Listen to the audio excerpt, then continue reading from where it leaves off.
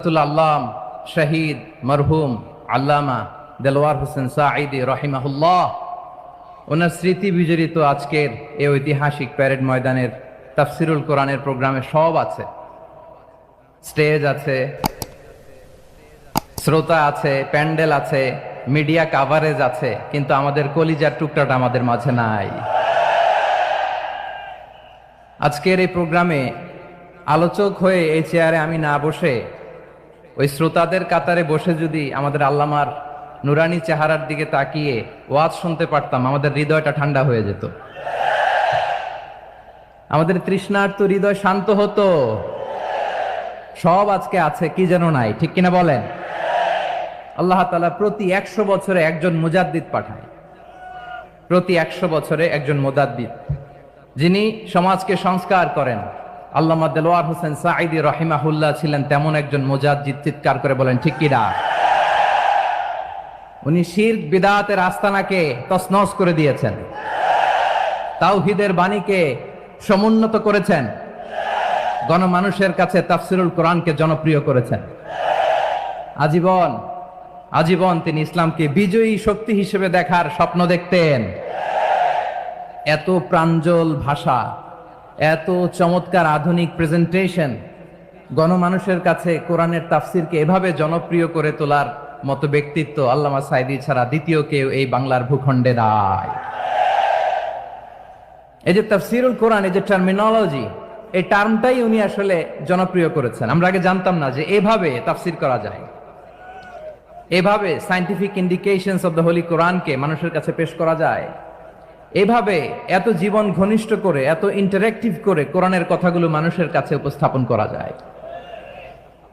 উনি অন্যায়ের বিরুদ্ধে সবসময় সোচ্চার ছিলেন, প্রতিবাদী কণ্ঠস্বর ছিলেন। ওনার আলোচনা শুনলে দেহের রক্ত টকবক করে ফুটতে থাকতো। আল্লাহু আকবার, আল্লাহু আকবার, আল্লাহু আকবার। He was a strong mouthpiece of Islamic revivalism. Islamic জাগরণের স্ট্রং মাউথপিস ছিলেন আল্লামা সাঈদী রাহিমাহুল্লাহ। অনেক দোয়া পেয়েছেন, আমরা পড়েছি, এমন জীবন তুমি করিবে গঠন, মরণে হাসিবে তুমি, কাঁদিবে ভুবন। গোটা বিশ্বকে তিনি কাঁদিয়েছেন।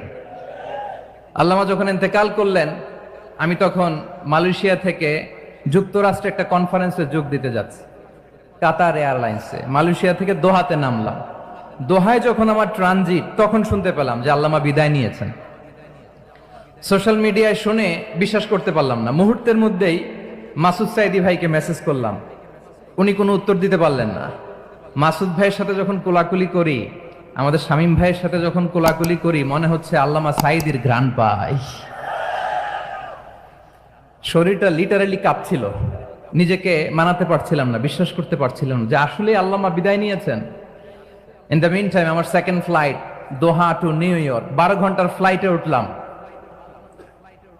ইন্টারনেট থেকে বিচ্ছিন্ন হলাম। নামার পরে শুনলাম আল্লাহু আকবার, যেখানে ওনাকে কবরস্থ করার কথা ছিল সেখানেও কবর দিতে দেয়া হয় নাই। ছবিগুলো দেখতে লাগলাম, হাসিমাখা মুখ, হাসিমাখা নিথর দেহটা, মরণে হাসিবে তুমি, কাঁদিবে ভুবন। From east to west, from north to south, the entire globe, গোটা বিশ্ব ওনার জন্য কেঁদেছে, গোটা বিশ্ব কেঁদেছে। কাবার গিলাফ ধরে ধরে মানুষ চিৎকার করেছে। এর চেয়ে শ্রেষ্ঠ মৃত্যু কি আর হতে পারে? আমাদের আল্লামার আর কি পাওয়ার ছিল বলেন? আর কি পাওয়ার ছিল? কুল্লু নাফসিন যায়িকাতুল মাউত, যারাই দুনিয়াতে আসবে তারা ইন্তেকাল করবে, এটা আমরা মেনে নেই, এটা আমরা জানি। কিন্তু অবাক করা বিষয় হচ্ছে আমরা আজও জানি না আমাদের আল্লামার মৃত্যু কি স্বাভাবিক হয়েছে নাকি এটা পরিকল্পিত মেডিকেল কিলিং ছিল। এটা যে পরিকল্পিত মেডিকেল কিলিং ছিল, এটা ধারণা করার পেছনে অনেক কারণ আছে। তিনি আধিপত্যবাদের বিরুদ্ধে সোচ্চার ছিলেন, ফ্যাসিবাদের বিরুদ্ধে সোচ্চার ছিলেন, রাজনৈতিক প্রতিহিংসার শিকার ছিলেন। এজন্য এটা মেডিকেল কিলিং হতে পারে এ ধারণা আমরা করতেই পারি। আওয়াজ করে বলেন ঠিক কিনা? যে সময়টা আমরা কাটাচ্ছি, এত সুন্দর সময় বাংলাদেশ আর পাবে না। আমাদের জন্মের পর থেকে এরকম চমৎকার সময় আমরা পাই নাই। এটাই আসল সময়। আমরা ইন্টারিম গভর্নমেন্টের কাছে দাবি জানাই, উচ্চতর তদন্ত কমিটি করে এটা কি হত্যাকাণ্ড ছিল নাকি স্বাভাবিক মৃত্যু ছিল, এই রিপোর্ট গণমানুষের কাছে প্রচার করে জানাতে হবে। এই দাবির সাথে কি সবাই আপনারা একমত? কারা কারা একমত হাত তুলে দেখান।